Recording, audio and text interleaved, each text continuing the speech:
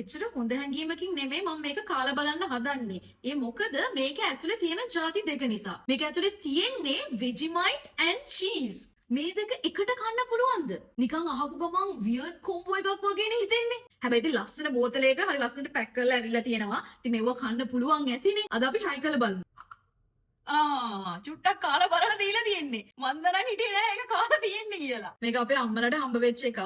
මට අරන් යන්න කිව්වා. ෂුවර් එකට අම්මලත් කාලා චුට්ටක් කාලා සෙට් වෙන්නේ නැති හින්දා මට දෙන්නටි අරන් යන්න කියලා.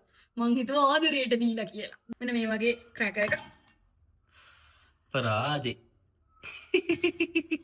අනිත් එක ගන්න කවන්නේ නැහැ. මේ වගේ ක්‍රැකර් එක තුනී එච්චරටම පැටිච්ච ගමන් සිඳී බිඳී යනවා. මට නිකන් චොක්ලට් ස්ප්‍රෙඩ් එකක් ගන්නවා කියලා හිතෙන්නේ. බිස්කට් නැතුව ඔයව විතරක් පොඩ්ඩක් කාලා බලුවොත් හොඳ නැද්ද? හොඳයි නේ. එහෙම කරලා බලන්න. ඔයා කිව්වේ හින්දා චුට්ටක් නිකන් කාලත් බලන්නම්කෝ.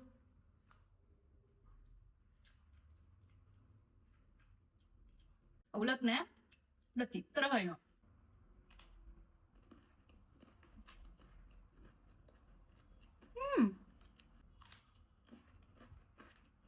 අර පොඩ්ඩක් බිටර් ටේස්ට් එකක් චුටි තිත්ත ගතියක් වගේ එන එක මේ වගේ ක්‍රැකර් එකකට ගාලා කද්දි එහෙම එච්චර දැනෙන්නේ නෑ.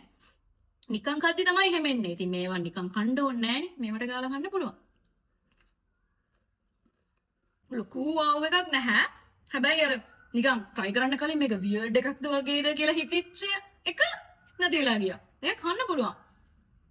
කෙනෙක් කම්බිනේෂන් එක අවුලක් නැද්ද? ඕකේ බිට් එක නැති කරගන්න ක්‍රමයක් කියන්නද? ඔව්. මීපැණි ටිකක් දාගන්න. ඒක අපි වෙනම weird කොම්බෝ එකක්ම කරමු. එහෙම try කරමු.